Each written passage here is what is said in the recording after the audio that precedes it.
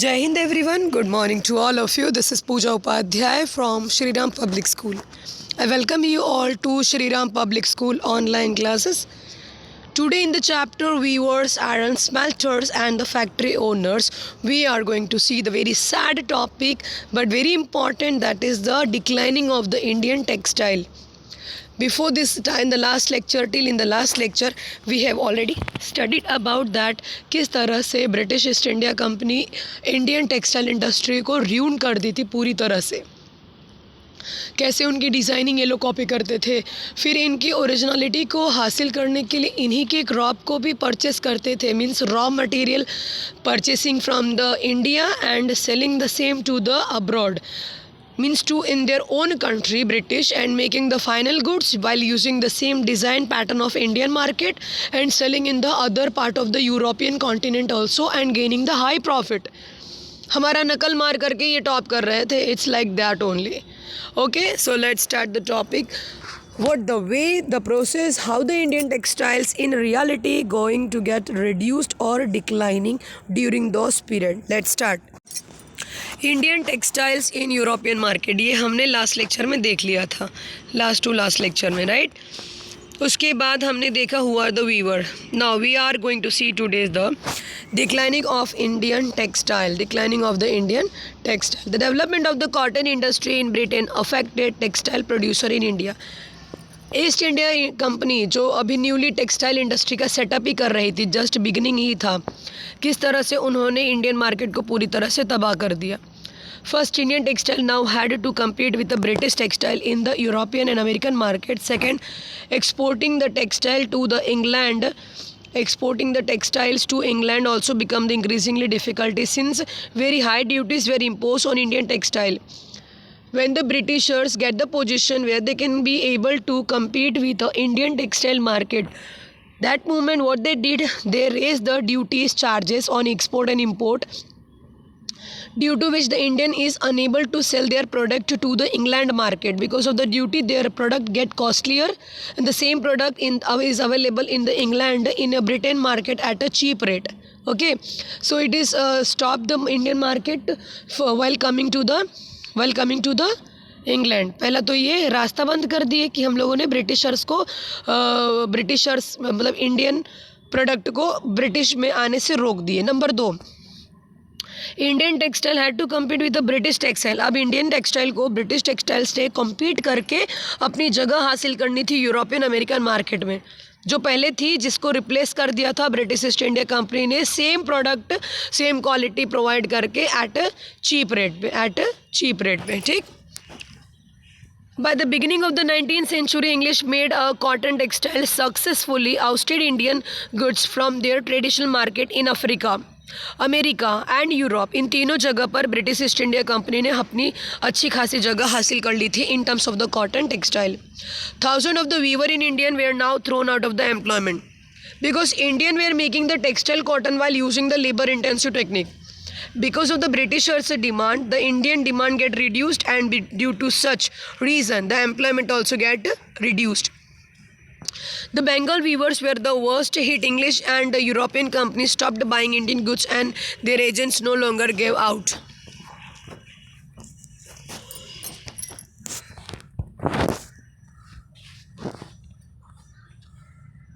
Advances to the weaver to secure the supply. Distressed the weaver wrote the petition to the government to help them. India की condition बहुत तबाह हो चुकी थी, but वर्ड्स वो स्टिल टू कम, लेकिन अभी और बुरी सिचुएशन आनी बाकी थी. By the 1830 century the British cotton cloth flooded in Indian market. बाढ़ की तरह बह रहे थे ब्रिटिश की गुड्स इंडियन मार्केट में because of the cheap rate. In fact, by 1880th century, were made of the cloth produced in Britain. This affect not only the specialist weaver but also the spinner. Thousands of the rural women who made a living the spinning cotton thread, who had made by leaving the spinning cotton. कई ऐसे woman थी जो घर पर ये spinning activities करके अपना घर चला रही थी. उनकी कंडीशन तो बहुत ही वर्स्ट हो चुकी थी. Handloom weaving did not completely die in India. This was because some type of the cloth could not be supplied by the machine in Britain. That's why they not destroy the handloom producer. How could machine produce sarees with a integrate border or clothes with a traditional woven pattern? This had wide the demand not only the among rich but also among the middle class. Nor did the textile manufacturer in Britain produce a very coarse cloth used by the poor people in India. You must have heard about the Solapur in Western India, in Maharashtra, and Madura in South India. This town emerged as an important new center of weaving in the late 19th century. Later, during the national movement, Mahatma Gandhi argued the people to boycott the imported textile. Imported textile means the textile which we are purchased from the Britain at a lower cost. He said boycott means to reduce while using the same. Okay, just throw it out. Don't use this such product. You are Indian, make your own product because you are earlier the producer of the cotton textile. So why do you people are using such product, such a textile which were produced in Britain? Khadi gradually became a symbol of the nationalism. The charkha came to represent the India and it was put at the center of the tricolor flag of the Indian National Congress adopted in 1931. What happened to the weaver and the spinner who lost their livelihood because of the British cotton textile? Many weavers became the agricultural laborers. Some migrated to city in search of the work and yet other went out of the country to work in the plantation in the Africa. This was the worst condition happened. Cotton mills come up. The first cotton mill in India was set up a spinning mill in the Bombay 1854. Remember this date, I'll ask you in the evening lecture. In 1854, spinning mill, first cotton mill set up in India. In where? In Mumbai, Bombay. From the early 19th century, the Bombay had grown as an important port for the export of the raw cotton from India to England and China due to the reason England copying our design and making the same design of the textile, but they never had the same quality. That's why what they do, they are importing the raw material cotton textile to their country from India. From early 19th century, the Bombay had grown as an important port for export of the raw cotton from India to England and China. It was close to the vast black soil tract of the Western Indian where the cotton was grown. When the cotton textile mill come up, they could get supply of raw material with the ease. By 1900, over the 84 mills started operating in Bombay. Many of these were established by the Parsi and Gujarati businessmen who had made their money through the trade with China while exporting the raw cotton material. Mills come up in other cities too. The first mills in Ahmedabad was started in 1861. A year later, a mill was established in Kanpur.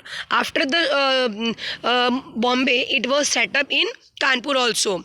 In United Province, growth of the cotton mills lead to a demand for a labor because it was made up by the charkha and labor intensive technique.